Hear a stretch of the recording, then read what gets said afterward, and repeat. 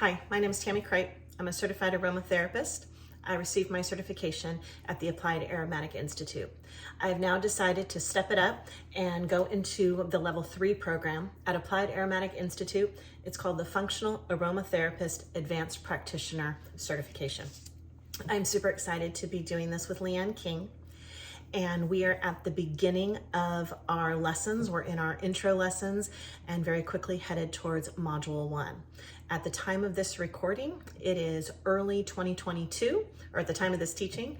And this is one of our assignments for graduation. So depending on how many of these other student videos you have seen, for level 3, we're being asked to do several different teachings throughout our time in the program. I'm super excited because in module 1, one of the carriers is honey, and I am a beekeeper. My husband and I have a couple of hives in our backyard, and so I am super excited to be able to talk to you about the carrier of honey. We're doing several video series in this assignment. So depending on how you see these, you may have already seen my teaching videos specifically on honey, but now I'm going to be doing some product demonstrations as well. So you are in my kitchen. I'm going to do my best not to be coughing. In fact, one of the reasons I'm doing this right now is I have this cough, and we are going to be making some cough syrup to see if we can help this. So please bear with me. I tried doing this with a cough drop in my mouth and it was a little challenging. So we'll see how we do. If you have not seen my teaching video on honey, I have a few notes about honey that I want to remind you why honey is such an amazing carrier. In this level 3, we're going to be learning about essential oils and herbs and hydrosols and the different carriers and how we can blend or create a synergy with multiple items of different categories, for lack of a better word. By the time you hear this, we may have decided what they're all called. But you can combine essential oils. You can combine essential oils in a carrier. You can use hydrosols. And by the time you get to this, you're going to know what all those words mean. But back to honey. If you've not seen the honey teaching video yet, here are some quick facts and information about honey and why I'm going to be using it for this cough syrup and cough honey. So honey, first off, is a great source of antioxidants. So I just learned something recently that I included in my teaching video as well. The amount of antioxidants is represented by the color of the honey. The darker the honey, the more antioxidants it has. So here's an example. This honey is just a few miles down the road from me, from a fellow beekeeper. This honey is the honey that was from our hives this last summer. So you can see the difference. First off, isn't that interesting, just the difference in color? Secondly, this one in theory would have more antioxidants than this one. It doesn't mean this isn't still good to use for medicinal reasons, but I'm going to actually, in one of the recipes I do today, I'm going to combine these so we get the benefit of both, and I also don't want it to crystallize as it's been open quite a few times. Okay, so good source of antioxidant. Honey is also antibacterial, antifungal, antimicrobial. So again, perfect. I have this cough. I don't know what's causing it, but I want to get at it. So I'm going to use it for some of those properties. It is also can be used for healing wounds. Not exactly how we're going to use it today, but still a good bit of information about honey. It is also, ready for this word, a phytonutrient powerhouse. And this just allows it to be more of a protection. Then it can help with digestive issues. So one of the items that I'm going to be making today is a thyme honey, because thyme is also in module 1, and we're wanting to combine these different ingredients together. And thyme has a lot of good benefits for this also. But the thyme honey, I would probably put in a tea, and it's good for digestive issues, honey is. So that's another thing. Then 2 more quick things about honey. Honey can be great for soothing a sore throat and can be a cough suppressant. I've actually, while I've been battling this cough, I've been periodically just taking a spoonful of honey. I remember as a parent of smaller children that I had a pediatrician actually recommend to me one time, don't bother buying the over-the-counter. Just to give your child a couple spoonfuls of honey. You don't need to go buy a cough suppressant at the store. Use the honey. So I found that really interesting. And then I just recently found an article that was quoting a particular medicine journal that specifically mentioned that it can be as effective as, ready, dextromethorphan. I don't know how I did on that. DEXTROMETHORPHAN. And that honey is as good as cough suppressant as that particular ingredient that is found in over-the-counter cough suppressant. So there is that bit of information. And one more thing not in my notes about honey. As you start looking at using honey, you really want to get honey local to you or local to your clients. They say that if for the allergens in your area, that you want to use the honey as local to you as possible, it'll be that much more beneficial. So all of that processed honey in the stores, you want to use raw local honey from a local beekeeper, maybe at a farmer's market, or if you have, a brick and mortar store that uses and provides products from your local community, you definitely want to look at raw honey and as local as can be. And remember, oftentimes the local label, I actually just learned this today, a local label can be 150 to 300 miles away from you still. That's not local. What's growing there is not necessarily what's growing here. So find local, find like your local beekeepers within your community, like at the farmer's market or such. So there's all my information about honey. And now I do want to give you a few reminders about the benefits of thyme, because we're going to use thyme herb today. And so I want you to know why I'm combining the thyme and the honey. Though actually I think what we're going to do is I'm going to jump to getting the recipe going for you. And then I will tell you about the thyme while I have it simmering. So my recipes are coming from this book, Rosemary Gladstar's Medicinal Herbs. It's one of the books that we're going to be using throughout our course. I'd had this book from another class I'd taken from Leanne, and I love it. I have little markers. But today we're going to be making a thyme syrup and then a thyme honey.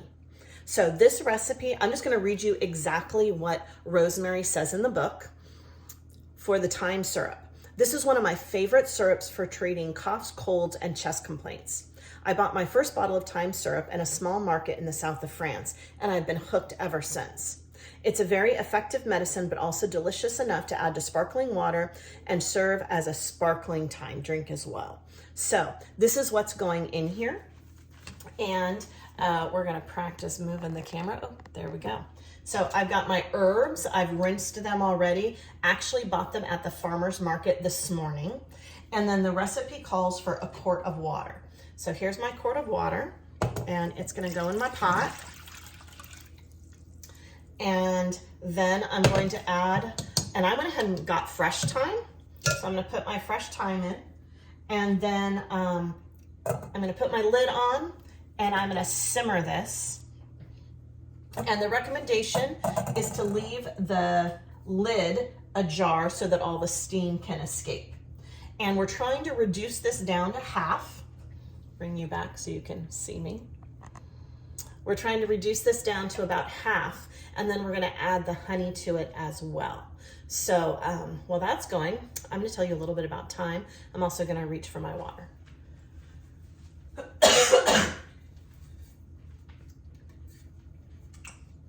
All right, some things about thyme, the medicinal uses in particular. Now, you would have also already heard your thyme lesson, but just as a reminder, especially because I'm using thyme in this recipe, Thyme is a powerful and effective disinfectant and can be used externally and internally to help fight off infections.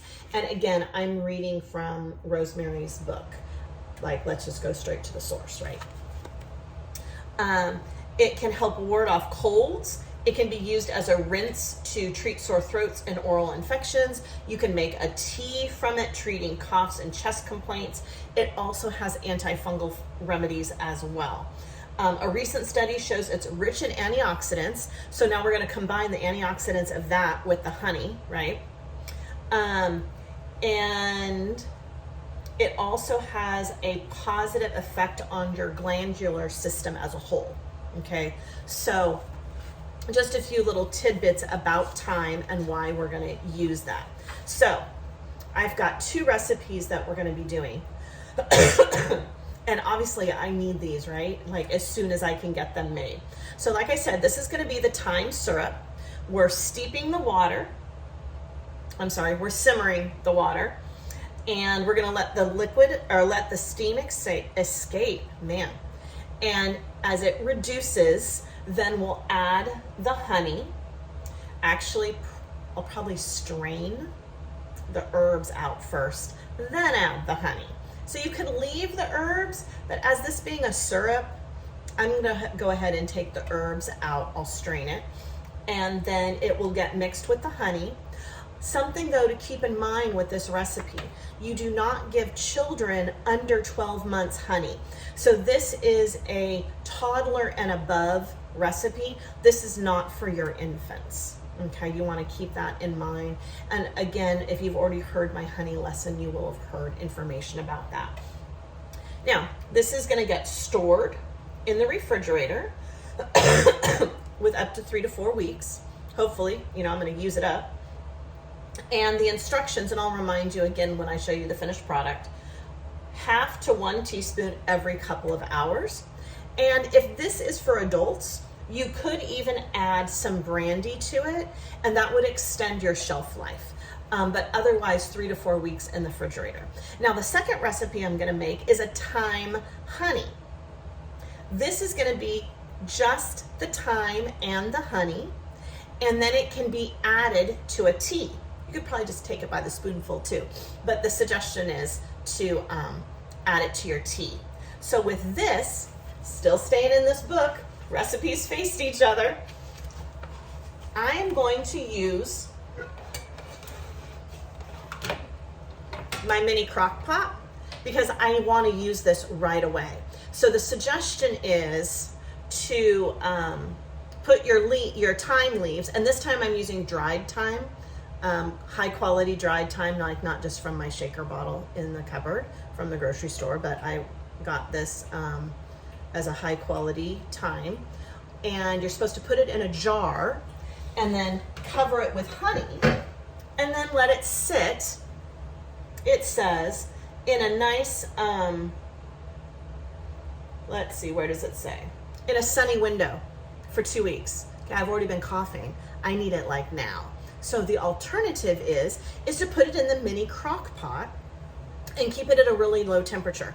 If you heat honey to over 110 degrees Fahrenheit, you start killing off your enzymes.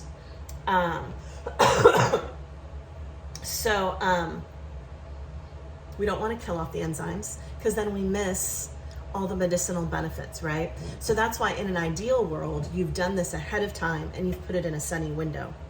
Around here, it's still wintertime. Sometimes my windows are sunny, sometimes they're not. And I want to use it right away. So I'm going to use the crock pot. And what it says is I can use my slow cooker to 100 degrees Fahrenheit. It's going to take a few hours to warm it all the way up. And when it tastes and smells like thyme, I'll know that it's done. And then I can store it. And again, I can leave the leaves in it if I want. And this time around with that, I will. So I'm going to get both of these made up. And again, if you're a student in level 3, you can find the recipes here. But otherwise, however we distribute these teaching videos to fellow classmates, I'll make sure, or future classmates, or your soon level 1 or 2 classmates, we'll make sure that you get the recipes. So I'm gonna do my best to tilt this camera and pop a cough drop in my mouth and let you see how I'm getting everything else going, all right?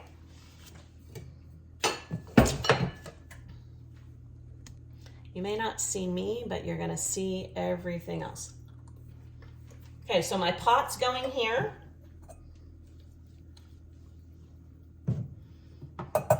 Steam's rising off. I'm gonna turn up the heat a little bit to get it a little bit more simmering. I do have my honey ready to combine with it. Isn't that a pretty honey? This is specifically star thistle, and I bought it at our local farmer's market. She does have hives in various locations, but it's still relatively local, definitely under 100 miles. I wish it were even closer, but that's that. Okay, so now for my thyme honey, I'm gonna get plugged in over here. And I already put my thyme, and I'm also gonna try to be economical here. And I have several jars of partial raw honey that I've gotten from different places, including our own hive. So I'm gonna combine the honey. It's not gonna hurt anything to mix honey together, and it's all raw honey. I'm not combining like store-bought, pasteurized with the raw. And so all of these honeys are also local. It's a great jar, but it's really kind of hard to get honey out of it. And then, remember that darker honey I showed you? We're gonna go ahead and put that in here. And because I was doing these different jars, I did not scrape out the jar. Because, you only want to scrape honey out of so many containers.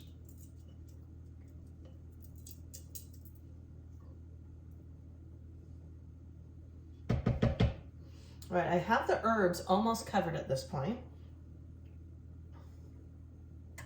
And that's what the instructions said to do.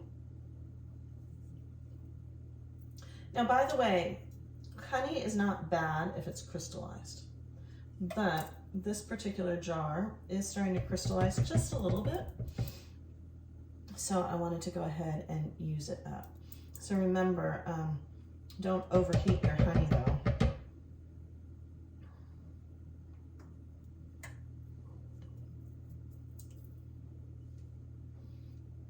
All right, there's still a little bit left. Like I'm trying to get it all out. Nobody ever wants to waste good honey, right? I gotta tell you, I'm really wanting to lick my fingers right now too. I'd probably help the cough. But I'm trying to stay a little sanitary too, right? And then, this little jar. This is honey from our hive. We have 2 hives in the backyard. We only harvested a smidgen of honey just so we could say we tasted it. And we've been like rationing it out. So the last of our honey, oh my goodness, honestly, you have to have raw honey from a beekeeper. You'll never go back to regular honey or store-bought honey. This is regular honey, right?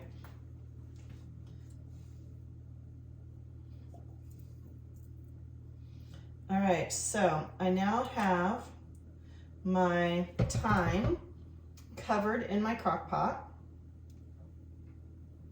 and it's gonna cook for a couple of hours, and I'm gonna keep it at a really low temperature.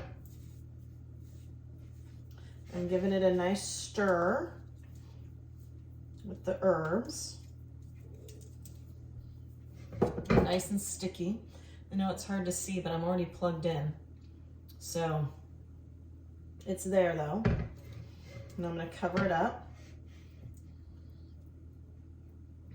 And I may decide later if it looks like it needs a little bit more honey to make sure the herbs are good and covered. So at this point, I'm already at my time limit, and these items still need to cook for a little bit. So I will come back later and add on and let you see the final results of both the thyme syrup and the thyme honey.